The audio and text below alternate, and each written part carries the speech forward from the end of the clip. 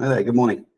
I'm going to make a start. It's 10 o'clock, so I'm going to try and get things moving. Anyone joins late, there will be a recording of this session, so we can hopefully carry on and they can catch up later. It'll be on YouTube probably today or tomorrow for those of you that are interested. So I want to welcome you to this masterclass. It's about is your attack surface bigger than you think? It's a Perspective Intelligence masterclass of my company. And what we're going to be talking about today is the breadth of the attack surface, how it probably goes beyond what most organizations think when they think about attack surface management, attack surface reduction. And we'll touch on some of those points and hopefully bring up some sort of interesting areas where you might find information that's relevant to your business that you might want to be more aware of sort of moving forward. So who the hell am I? It's a great question. So my name is Aaron Roberts. I'm the founder of Perspective Intelligence. We're a UK-based cyber intelligence consultancy based in London. I'm the author of the book Cyber Threat Intelligence, the No-Nonsense Guide for CISOs and Security Managers, which was published by Appress in 2021. And that's sort of like an introductory book on the core principles of cyber threat intelligence and how they apply within a broader cybersecurity context. So it's a fairly entry-level book, and it's aimed at those sort of people either running big security teams or those sort of new and wanting to understand a little bit more about cyber threat intelligence. So I used to work for the UK government, where I specialised in open source intelligence, or more commonly known as OSINT. So I'm really good at Googling, is how I would describe that. So I've got experience working in cyber, obviously, counterterrorism, serious crime, and sort of nation state intelligence operations. I'm in Cyber Reserve with the Royal Air Force in the UK, which keeps me doing sort of interesting things and gets me to do some work that I wouldn't get to do in the day job. Something I really enjoy. You can find me on social media at AaronCTI on X and LinkedIn. And I'm the owner of Monty Cyber Corgi. As you can see in the slide, he says hello. So, making a start, what are we going to talk about today? Right, first thing we're going to touch on, what exactly is the attack surface? What do we mean by that? We'll touch on the threat landscape as I see it at the moment. And then I'll touch on some further considerations that you might want to think about. And then we'll figure out like how we can understand, how we can monitor and respond to these specific types of threats. So what is the attack surface? I hear you all asked. In simple terms, really, for me, it's anything that's outwardly facing, either connected to the internet. That's what we would historically think. But I think it's also anything that's outside of your control. So what I mean by that is social media, posts that you don't control, so maybe that's employees or people that have worked for you or with you. That can be like reviews from Trustpilot or Google. It can be anything on the internet about your company. So obviously, historically, when we talk about attack surface monitoring, it's looking at IP addresses and open ports and trying to find potential like software that's running and potential vulnerabilities. But actually, it goes a lot deeper than that, I think. So what I want to touch on in this session is really like how I see that from going beyond like this initial sort of starting point, and how I think like if a cyber criminal would actually look at the business and how they would collect information to maybe target you. So when I say what is an external attack surface, I think here is a good example. So we have a business, that business has some computer networks, obviously staff have laptops, and there's some access to cloud services. That's pretty standard practice in business. I think most organizations of any size would probably have something very similar. Obviously, it might be more complex and bigger the more members of staff you have. But overall, I think most businesses will have a computer network, some computers, and access to cloud services one way or another. So we have those things, and we understand cybersecurity, right? So we understand that we need to do some level of monitoring of the networks that we own. We understand that we want to stop malicious actors from getting inside our networks, but how are they getting there in the first place? What are they doing to target us specifically? So I think when we talk about attack surface intelligence, which is how I look at it, I think there's a few different ways that we need to think about and what we need to be more aware of. So starting with that, I would say social media, and this is more around things that are probably considered like accidental data loss, more than I would say don't let your people post on social media about anything. But this is where you might be able to infer information about a company or a company's technology based on what you can find on things like LinkedIn, for example. So if you have members of staff that list what technologies they're familiar with, projects that they're working on, you might be able to infer information from that that could help you sort of understand potential attack vectors, and then subsequently what vulnerabilities you might want to look for and subsequently exploit. So obviously this example I love working on X system is probably not something that happens very often, but it could, right? And it wouldn't take too many pieces of jigsaw, especially if you've got a company with, quite a lot of people, where you could infer some information around technology stacks and potential avenues for further investigation or exploitation there. I think social media is a big one, and with that as well, we also talk about sentiment. So if your company is large enough and you're getting traction on social media posts, or people are talking about your company, like what are they saying? In extreme examples, you might be thinking, is somebody trying to manipulate the share price? Are people trying to do pump and dump schemes, things like that? Are people saying things about a company online which are disparaging? Or are people saying things which are just blatantly untrue? Is there anything that we have to be aware of that's coming from social media posts that could indicate a potential risk to the business? And that is not necessarily like a cyber risk to the business, that might be a general threat to the business. And obviously, one of the things we have to do as a security team is be aware of the business goals and the business aims. And we should be supporting like the CEO, the board of directors, whoever's in charge to achieve those business aims by ensuring that security policies and the programs we put in place are doing the right job. I'll apologize if you can hear the trains running behind me. So secondly, in this sort of external facing notion, I think is data breaches. And oftentimes I think this isn't necessarily data breaches that directly affect the organization. It's usually third-party services that have been affected, right? But this is where we might find user logins. We might find some personal details of people using your company email addresses to register for services. And, oftentimes those are legitimate services that just been unfortunate enough to be attacked and have the data leaked. But in some instances, you might find things where that individual might not wish for those accesses that they have to be known in public domain. And this opens up opportunities for things like blackmail or extortion. With data breaches as well, we'll touch on this in a little bit, but I feel like information stealer malware is a huge threat to a lot of businesses, particularly smaller businesses that may have slightly more lax policies around things like bring your own device. So data breaches are obviously serious. Supply chain attacks with this as well.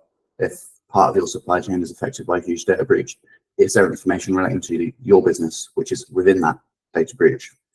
And it's these sort of like second, third degree hops away from the company where we might find information that we can leverage to attack the company if we were villains, which we're not. So thirdly, phishing and brand impersonation, I think, is another one. Again, this is something particularly larger companies, I think, deal with, and especially if you're in like a media, telecommunications type space. Fraudulent domains pretending to be I'll like Vodafone, for example.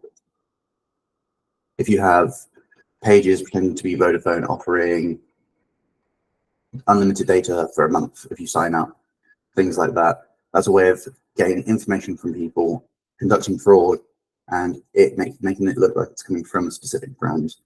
And this is also a case where we look for things like imagery.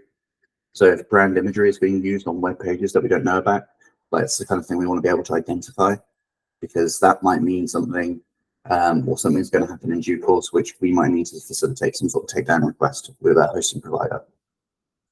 Quite often companies will not take action on domains names themselves, even though they might be very obviously set up for fraud. And it might be because from a legal standpoint, they want to wait until there is clear impersonation of their brand. And I think it can be difficult if you have like a dictionary word for a company name, something like that. So if it's not too obvious, like from the outside, that anybody could register a domain name, if it said Vodafone fraud for customers.com, maybe you could just take action against that domain name. But when it's something like Vodafone promotions.co.uk, could be anything. It could be a person who really enjoys Vodafone and wants to promote offers that they have. So it's waiting until the branding appears on that page, and the messaging with that branding is when you want to take action.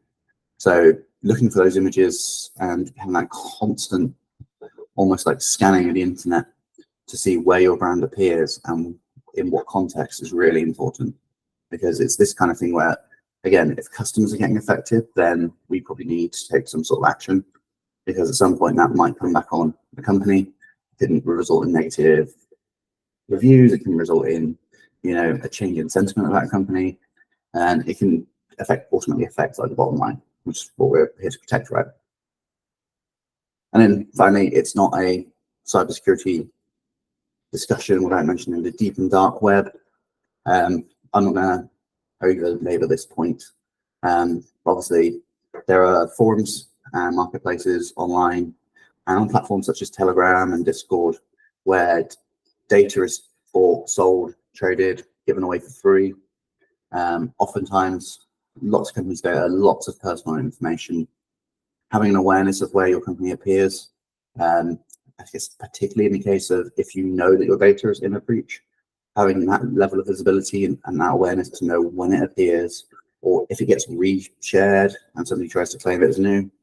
We saw that earlier this week with Trello, where a user on breach forums in its, fourth or fifth incarnation now, they shared a Trello breach, tried to claim it was brand new, but actually it's quite an old historic breach from a couple of years ago, I think. But it's that kind of thing where if you know that you're in that data set, you kind of want to know that it's being reshared and be able to have that sort of reassurance that, oh yeah, actually this is old, so we already knew about this and we took the precautions and the mitigations that we needed to, which I think is a really great, powerful thing. And overall, being aware that the dark web isn't all drugs and guns and pornography is probably also important. And I think for a lot of people, they don't quite grasp that the dark web is basically just the internet. They don't quite understand how to get there. They don't understand what's on these sites, and they don't understand how easy it can be to acquire this data. So it's one of the things we do very often is collecting this sort of data, particularly data breaches and information stealer logs, so we can help protect our clients. So if we find this information, we know what's included in that information. We can take the relevant actions to try and mitigate it moving forward. But overall, I think this is what looks like the external attack surface. When I talk about attack surface intelligence, these are the things I'm kind of thinking of beyond, as well as doing things like external vulnerability scans, looking at what assets we can identify on the internet, what ports are open on those devices, what vulnerabilities there may be, and that's all part of it. But I think these are the areas where I think people don't necessarily think about it as much. And I think sometimes we get very lost in the wood, like you can't see the wood for the trees because we're so focused on finding like CVEs and vulnerabilities or potential misconfigurations that we never really look beyond our perimeter and actually see what's out there. And I think that was the whole purpose of creating this masterclass today, was to kind of like emphasize this point and say actually there are other avenues to go down with this. This is how I see it personally, and this is how I work with clients on this, and this is the kind of way I think attack surface monitoring will go in the future. And I think like a lot of things with cybersecurity, it needs to be more intelligence led. And I say that because I'm very biased when it comes to using intelligence. So touching on that, so what is attack surface intelligence? Like I said, it's effectively what we look to do is use the data we can find about the organization outside of its, I guess, walled garden, and then I'm trying to figure out how we would use that information to cause some harm if we were an attacker. So we're looking at it from the hacker's viewpoint, trying to see what information can I find about your business from the outside that I might leverage to do something bad. So what it really means for me is being able to find those very specific issues and then figure out how we're going to fix them, whilst also conveying to the client, this is how we would use it in an attack situation, right? And I think it differs from traditional cyber threat intelligence in this way because it's very much an external look at the business, whereas cyber threat intelligence tends to be a bit more inwardly focused. And when we look outside, we're looking at what specific threat actor groups are doing, and we're looking at changes in the scene. We're looking at what threats are becoming more common. Over the last few years, ransomware is just the big one, because organizations pay a lot of money to ransomware groups to try and get their data back and to prevent data from being posted online. And I don't see that going away in the near future. But we'll touch on that in a second. Let's make sure I've sort of covered everything here. Yeah, so we're talking attack surface intelligence to me really covers things like stolen or breached credentials, the vulnerable software, misconfigurations that we might be able to identify, accidental data loss from things like social media, and then we touched on brand impersonation and phishing domains. All in all, I think that provides like a really good contextualized view from the outside of what the business looks like, particularly from this angle. And you can sort of use that to help define where you might want to invest further in security tools. You might think, oh, we have a lot of issues over here, so we can spend some money there, or we can take some actions to make sure that we can lock that down, put things behind firewalls, things like that. So talking about the threat landscape at large, for most organizations, I think initial access brokers are where we probably want to be very worried about. So what do I mean by that? So initial access brokers, as the name suggests, are groups or individuals that find ways into an organization, and they then sell that access that they gain for profit to another group. Invariably, this is traditionally to a ransomware group, but in some instances it might be nation state actors. It might be to activists, whatever sort of threat group is and what your threat model is. That's where like an initial access broker might provide that information. So this might come in the form of exploiting software vulnerabilities, which is quite common. Mandiant found this year, in their threat report this year, that most breaches of organizations came from exploitation of vulnerabilities. I think in 2023, we had an unusual number of zero-day vulnerabilities and then widespread exploitation of those vulnerabilities than other years, at least in recent memory for me. And then secondly, it was credential that was stolen, either from using data breach information or malware logs, which we'll touch on as well. And I mean, this is huge business as well. So when we talk about ransomware groups, there were some announcements fairly recently around the Lockbit ransomware group. One of the claims was that their ringleader was worth over $100 million alone, purely from ransomware attacks. So you can see it's huge business, and the cybercrime groups, particularly at the upper end, are effectively enterprise businesses for all intents and purposes. They have departments that do different things. They have benefits for working there. They get time off. All these things. It's a very strange world. It's a very weird parallel universe, but for most of us. But this is big business, and it's worth their time and effort to do these things, because obviously they can make hundreds of millions of dollars by doing one attack effectively. So I think most organizations as well will continually underestimate some of the threats that they face, particularly where there's strange IT policies. You might have bring your own device might be completely fine, but then there might be no further monitoring in place. You might not use things like Microsoft Intune to help manage that device to ensure there's a baseline configuration or software versions that need to be in place in order to access corporate data. There might be weird things with third-party suppliers or connections. There's obviously going to be legacy technologies in place. There's going to be things that you forget about as you grow and mature as a business. There's going to be systems that are just left online that could be connected to networks that don't get updated in years and years. And it doesn't matter, I think, on the size of the business or who you are. These things happen all over the place. And oftentimes you might also find that it's from your web host hasn't updated like the core server for a long time, so vulnerabilities appear. It's and when we also think about geopolitical situation at the moment, the world seems very fraught with a lot of geopolitical issues, and I don't see that instability going away in the very near future. Obviously, we have a new government here in the UK. We don't know how they might treat some of these issues, but obviously the Russia-Ukraine conflict has been going on for nearly 3 years. Israel-Palestine is only continuing as well. It feels like at some point some of those tensions might boil over into something else, and then we might see more sort of nation-state-led cyber attacks. Hopefully not, but that is a real possibility. So sort of talking about initial access brokers as well, that market seems to grow year on year. It's worth millions of dollars.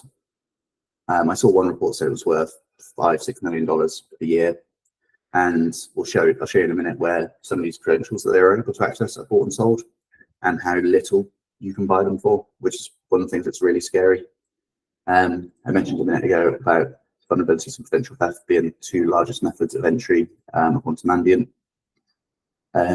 But we'll see that access to corporate accounts can be sold for as little as $10, sometimes $1, depending on how old that access is. And its access gets traded on platforms like Node and on ClearWeb, through to Russian language sites like XSS or RAMP. And then there's obviously marketplaces as well on dark web where some of these accesses are bought and sold. So how does initial access broker make money? This is a fairly complex looking diagram, I think, but I'll try and summarize it. It's basically like a three-pronged attack, I think. So firstly, we have like phishing attacks are always very common, and they're still the biggest threat to most businesses. Well-crafted phishing emails are likely to succeed a lot of the time, and that's why having defense in depth is very, very important. So using things like password managers, multi-factor authentication are key to preventing this. I think it's Microsoft said that if you use a password manager and multi-factor authentication, you can stop 99% of cyber attacks. I think their numbers are a little bit optimistic there, but it's not going to be too far off. The vast majority of attackers will be thwarted by multi-factor authentication and a password manager, just by the way that password managers work, and also through that need for the MFA.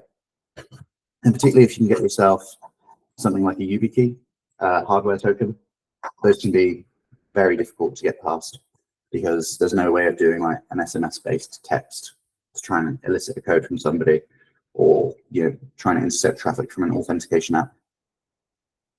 So those are really, really powerful ways to try and prevent that sort of access. The second way that initial access brokers will sort of get into networks is the use of legitimate credentials, which can be either stolen or guessed. So if you can find corporate credentials in a data breach, a historic data breach, you might be able to infer that a password is either the same, or there might be a slight change. For those of us who have ever put like a 1 on the end, maybe now it's number 2, maybe it's number 3. Or commonly we see things like summer 2022, summer 2023, summer 2024. So it's kind of thing where you can guess what the password likely to be when you want to target it, or the use of things like information stealer malware, which we will touch on momentarily. And then finally, the third way, and probably the most profitable, really, for an initial access broker, is being able to exploit some sort of perimeter device. So quite often, VPN endpoints, exposed data in like Amazon S3 buckets, things like that.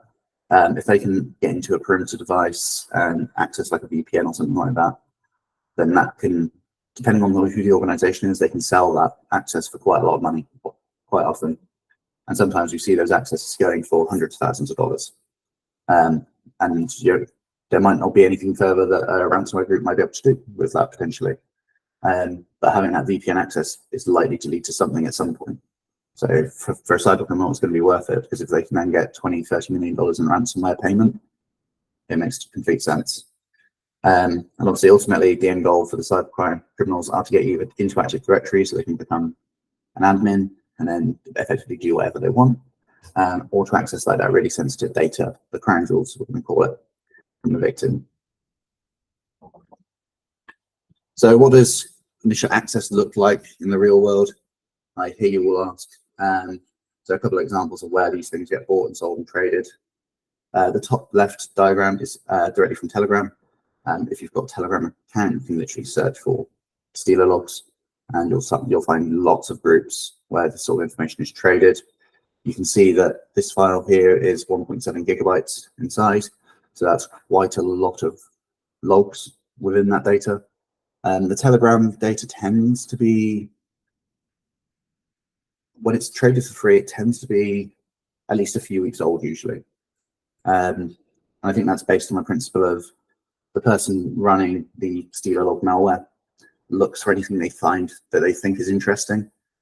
They then sell anything they think is interesting, and then everything else they deem to be not of value, they'll give away for free to try and encourage people to sign up to like a premium service on a monthly subscription. It's, like I said, it's a very weird world. The top right image is from one of the, I think, Russian language forums predominantly. I think this is XSS. I'm not quite sure from memory. But you can see selling full network access as a domain admin to a number of organizations, and claiming one hospital in Saudi Arabia with that as well. And you can see they're selling those accesses for a few $1,000s a piece. And then the bottom right one is from breach forums, which comes and goes every few months. Law enforcement take action, and then it sort of re-emerges with a new administrator who's not yet been arrested, and somebody trying to re-establish the forum from the previous incarnation. With, you know, every time it's always had added security as well, until law enforcement then intervene next time. But this gives you kind of like a feel and a taste of like where you can get this data, what it looks like when it's being traded, and I think how easy it is to find as well. You don't necessarily need to do anything complicated to get to any of these places. Some of the forums you need like referrals, or you need to be approved, but more often than not, you can get access to a lot of this data kind of relatively easily. I think it's just collecting the data and then knowing what to do with it. It's hard. So I keep talking about information stealers. This is the biggest threat, I think, to organizations for a large part of all sorts of initial access cybersecurity issues, I think, because I think they're very, very much misunderstood. So an information stealer is a type of malware designed to be persistent on a machine. Obviously, very commonly delivered through phishing emails, but also pirated, cracked software, and video files as well is quite common. So if you've ever downloaded the Adobe suite because you don't want to pay like $100 a month for whatever it costs, information stealers are commonly installed in things like that. And then they will capture on a device inside a minute as well. So within 1 minute, they'll have usernames, passwords, authentication tokens, session cookies that you might have, the installed software, what files are on your computer. So you can look at anything that's interesting and then look to extract that data as well. So, and it's run as a service. So again, it's subscription based, so you can pay a couple $100 a month. And effectively, doesn't matter what sort of level of access or skill that you might have as a cyber criminal. They're very easy to use and deploy. Quite often they'll come with like kits to build the phishing emails and stuff like that. So they're sold and traded on forums and marketplaces and on Telegram. It's one of those things that just helps it contributing to the ongoing cycle of cybercrime. But obviously, once the device is infected, we obviously get all the information, including the passwords and the cookies I mentioned. But sometimes they might also be used as like that first stage dropper. So from the information stealer malware, you may then look to leverage that exploit to, exploit a vulnerability, which then deploys ransomware within that network or on that device. So it's something that's really quite powerful and it's like multifaceted. And I think, as you can probably tell, like it's different from a data breach in at least the historic context that we talk about data breaches. So in the last couple of years, some of the more prominent information stealers like Raccoon Stealer, Redline Stealer, they come and go like in popularity, it seems. Vidar Stealer is a popular one at the moment as well. And yeah, you will see here in this next slide that I don't know how well that comes across on the screen, but this is Russian market, which is it has a clear website, but it's predominantly into the dark web. But Russian market is somewhere where these information stealer logs get traded, so you can buy them. On this screen, they're just $10, and these are looking at ones that are focused in the UK below. So what you can see on this screen is what information stealer was used. It will tell me the operating system of the device that's infected. So invariably, I tend to look for things like enterprise devices if I want to target a company, right? So if I can find like Windows 10, Windows 11 Enterprise, I'm going to be interested in that. It then shows you what websites there are logins to that it is captured. So sometimes you will see things that are quite clearly from like some sort of factory or operational technology space, because it's always like logging into like just solely Siemens devices or things like that. And that's obviously, for a criminal, that's going to be a very interesting thing to look at and try to do something with. Because if you can interrupt a factory and stop the manufacturing process, obviously the company is going to need to take some action very quickly, and invariably that means you probably will end up getting paid. The ones you can see with they're highlighted in green, those mean there are session cookies available. So you don't even need the password to log in. We can just take those cookies, pop in our browser, and we can authenticate through that to that same session that we've stolen from that user's machine. Now, depending on how old these stealer logs are, the price on Russian market is usually $10, but it goes all the way down to $1, which is paid in Bitcoin. So you can see it's very cheap to get access to some of this data. And if you can find things on an organization, you could potentially log in today and start doing things very quickly, because these very simple process of buying the logs. So you can buy the logs, immediately download them, and you could literally log in 2 minutes later if you were so inclined, which I think is very scary. And I think that's where the major difference from data breaches are. So obviously breaches by their nature tend to be historic. Oftentimes we'll say, oh, back in 2020, we had a breach. That data has now been released publicly. And you can usually get away with doing a password reset in that case, like as a worst case scenario to, effectively protect the system or protect that user. Whereas with information stealers, they're installed on a device, and thus they require remediation to remove that threat. And by their nature, they operate in real time and will capture data from that victim's device inside a single minute, which I think is super scary. And I think for most organizations, and where the difficulties in understanding this threat come from, are where, because info stealers are often prevalent on personal devices, it makes both the identification and the remediation difficult from a traditional security standpoint.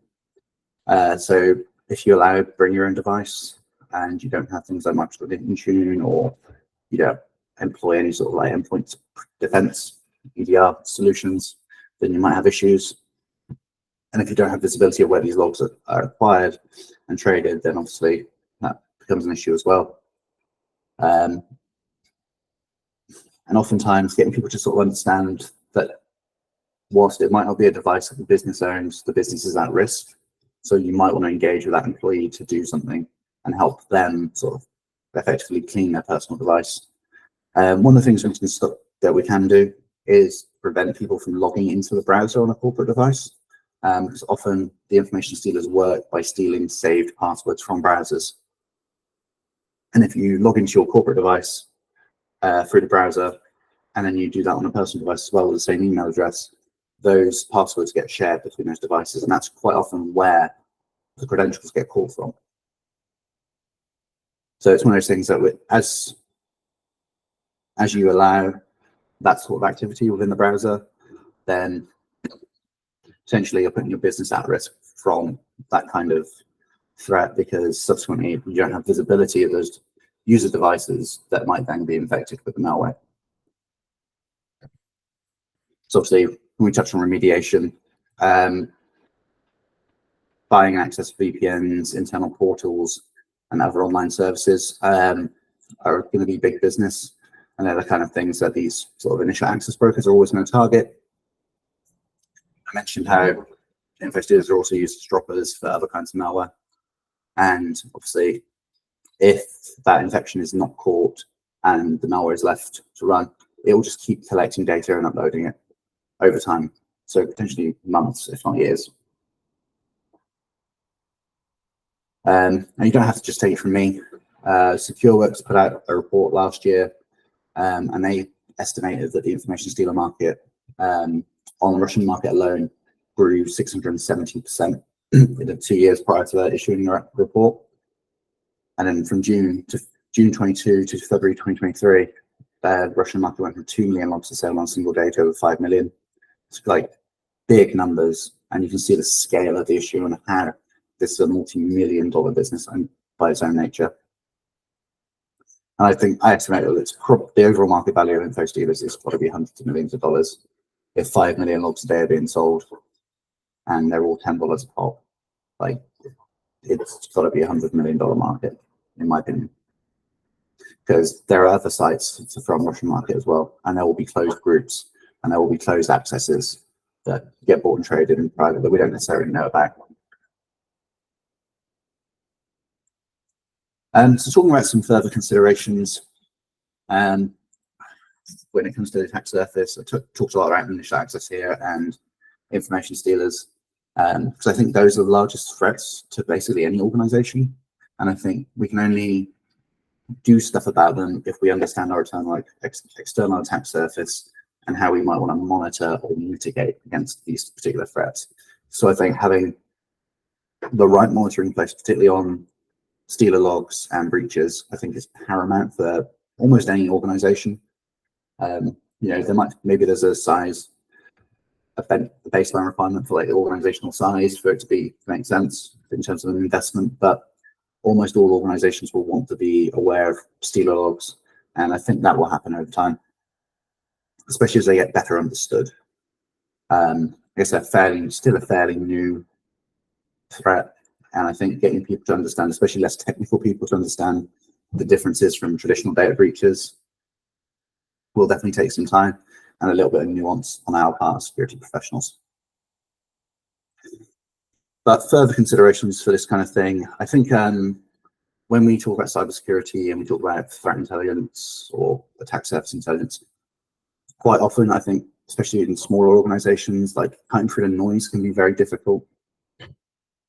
Often we'll find historical issues or breaches that just are getting in the way of helping us find current information. Think current threats, current trends, things that we actually care about. You could spend hundreds of thousands of dollars with different vendors who will inundate you with data about things that might not necessarily matter to you as a business, because we only focus on like serving this niche market. We don't necessarily care about what like Russian, Chinese, North Korean state-sponsored actors are doing over there. It's not our thing. We specifically care about this, and our biggest threat is ransomware, like most organizations. So finding the things that are actually very relevant to you, I think, is something that you need to be sort of laser guided on and very precise. And I think when you're a smaller business, that can be difficult because you spent $100,000 on a threat feed, and it gives you thousands of pieces of data each day, but you don't necessarily know what to do with that. You don't know how to process it. You don't know what it means in broader context. So I think sort of cutting through the noise and identifying the things that are actually just relevant for the business, and identifying what's important from the business from a business point of view, but then also the security standpoint. That's really, really paramount for me. And obviously, the range of tools and technical expertise that you might need are not often available in smaller businesses. So you might be looking to leverage managed service providers, managed security service providers to sort of help with that. Or you might be thinking, we have Dave who works in IT and he does it all. So in smaller businesses, like thinking about cybersecurity in this way, I think can be difficult because there's a lot of things to consider, and there's a lot of things that we need to be aware of. And very often, part of the issue in a smaller business will be figuring out where do we start from. And that can be very difficult if you don't necessarily have that technical understanding or expertise. And obviously, that final bullet point I think is really important here, is that you need to understand what is actually important to your organization first and foremost. And I think to do that from a cybersecurity standpoint, especially if you're going from a standing start, is to go from, well, what data exists about us in the first place? And what about that data do we consider to be a threat or a risk to us that we might need to do something about? So in terms of monitoring and response and how we might want to do that, we can implement like detection and mitigation plans. So effectively, we can collect and analyze the data and then do the remediation parts of the attack surface data. And everything I'm talking about now is something that I think almost any business could do. Obviously, there might be a bit of a technical debt in terms of upskilling staff and figuring out where to get tools from, how to implement the collection and the analysis, and how to put it into practice. But everything, you can do all of these things using sort of open source tooling and sort of free or low cost solutions, I think. Obviously, considering investment services that will do ongoing monitoring and response, particularly on that information stealer piece, I think is key for most businesses. Because if you can find those threats and eliminate them before they can get turned against you, then I think you're in a really strong position from this like very growing market, which I think we'll all agree is really, really important. I touched on the blocking of logging into web browsers as well, if that's not already in place. Again, it's one of those quick changes that if we implement a business-wide password manager, there's not really any need for somebody to log into the browser. Corporately approved password manager will let somebody save all their passwords in an encrypted vault, and they only need to remember a passphrase at that point, because the password manager will generate a unique, complex password on each platform. And this is a really important point around some of those phishing emails and getting links to like phishing domains that we would have mentioned earlier, where if you're using a password manager and you get sent to what looks to be your company's Microsoft 365 login page, because it's not the right domain, the password manager won't let you like auto fill in your credentials. So it's giving us that extra little hurdle to getting there. And because password managers work by looking at the web domain that you're logging into and then providing you the right credentials. So if we can remove those, like that autofill process from this by using the password manager, then we're that one step closer to, making it a little bit harder for the criminals to get in. Then that's backed up as well by using multi-factor authentication across the business. And I hope you can start to see how all of these things sort of piece together, and it's all like little layers of security on top of each other. Like I mentioned, so obviously you can utilize a lot of open source tools to do this. You can use tools like DNS Twist to look for those potentially fraudulent domains. There are platforms like Spiderfoot, which has an open source version, which will do a lot of scanning and data collection for you. It takes some configuration for a lot of the APIs, but you can choose what data sources you actually want to query and sort of look at your organization from that perspective. And that can be a very powerful tool. Obviously, data breach and steal logs is something I will talk about all day long if you allow me to. But I realize we're short on time. And then finally, I think leveraging social media monitoring platforms as well is really important, particularly trying to understand accidental data loss and brand sentiment across all different platforms, and trying to understand where your company is being mentioned and in what contexts you're being mentioned as well. So the final slide really for me on this is sort of like our offer, I guess, to you or to anyone. So one of the things we do offer potential clients is a initial no obligation, zero cost assessment of your external attack surface. So we'll go away, do a little bit of research, and then provide you a human written, which is very important, I think, sort of analyst led intelligence report. No obligation on our part, but we'll just give you like a little insight into what we see as like your potential external risk factors, Obviously, from my perspective, I hope then you'll think that maybe this is worth something that we do on an ongoing basis. But at the same time, if we help you stay a little bit safer, then fantastic. No hard sales pitch or anything. If you're interested in that, you just go to attacksurface.co.uk, fill in our very easy form, and I will probably be in touch. And with that, I will ask if there's any questions in the chat, and I will pop over to the Google chat.